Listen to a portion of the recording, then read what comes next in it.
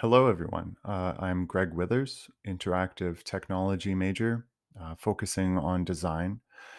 I'm taking Geography 100 as part of the Climate Change and Society minor offered at Simon Fraser University.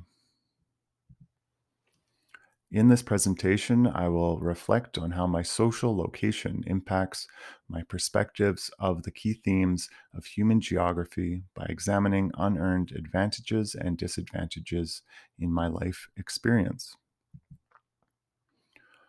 So, social location is the intersectional concept of gender, race, class, age, ability, religion, sexual orientation, and geographic location.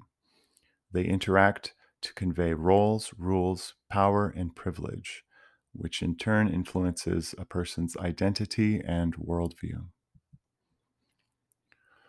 My social location is a white, able bodied, English speaking, heterosexual male born in Canada to baby boomer parents. I live in a single family home in a middle class suburban neighborhood in Abbotsford, BC. Because of this, I experience many unearned advantages. I'm a landowner. I have the freedom to create art, access to employment, social support systems, education, healthcare, and utilities. I have always had food and felt safe on my own. I've never faced overt discrimination or sexist or racist barriers from social groups or institutions. My unearned disadvantages are few.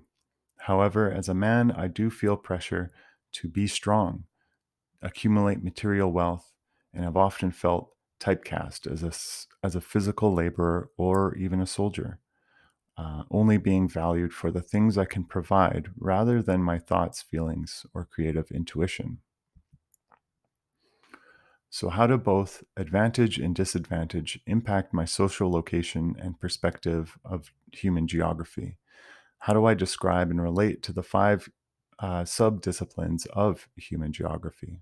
And what role does my social location play in these decisions?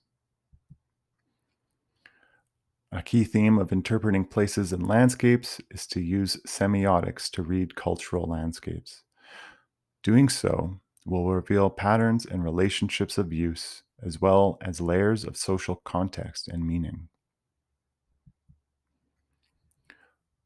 Growing up in Canada, my understanding of history and landmarks are informed by colonialism and the power ascribed to and by straight white men in Western nations. Learning to unlearn this perspective is a valuable way to decolonize the landscape and support reconciliation.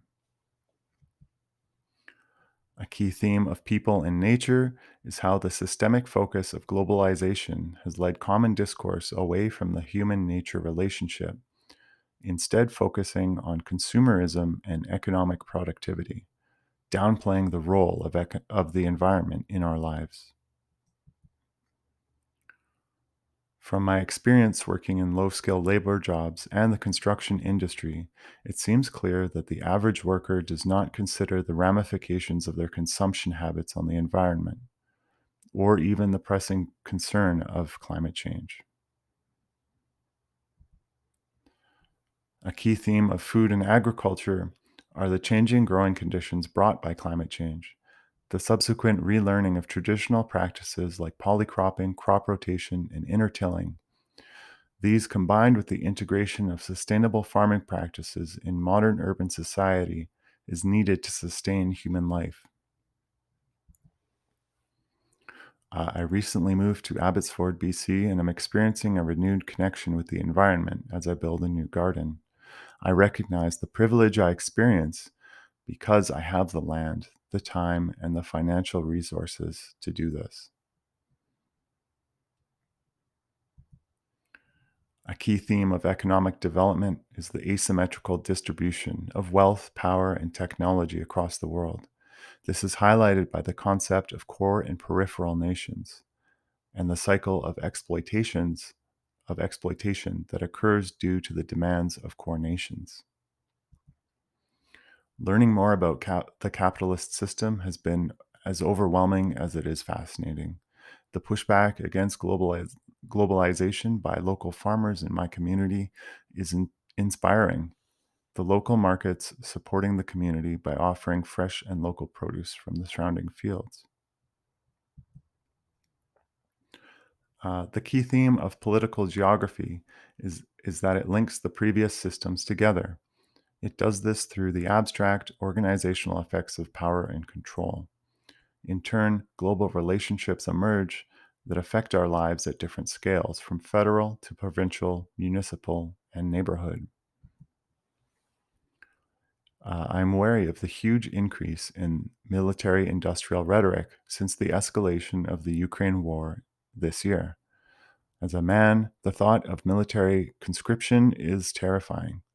Yet I also acknowledge the fact that many men in disadvantaged circumstances do not have the luxury to choose whether or not to fight. I have focused on these key themes because their interaction has dire consequences for the environment and a person's social location. For example, a person with low empathy may not be able to interpret an industrialized landscape, leaving little thought for the complex damage it may inflict. This in turn may perpetuate support for regressive political policies. My social location interacts with these themes simultaneously. My community generally does not appreciate the amount of privilege it experiences. Having created and supported the current global system of Western capitalism. My social location impacts the 5 keys of human geography, exposing the unearned advantages and privileges I experience. Going forward, I will focus on not taking privilege for granted, and I will work to counter the status quo and mitigate climate change using empathy and inclusion.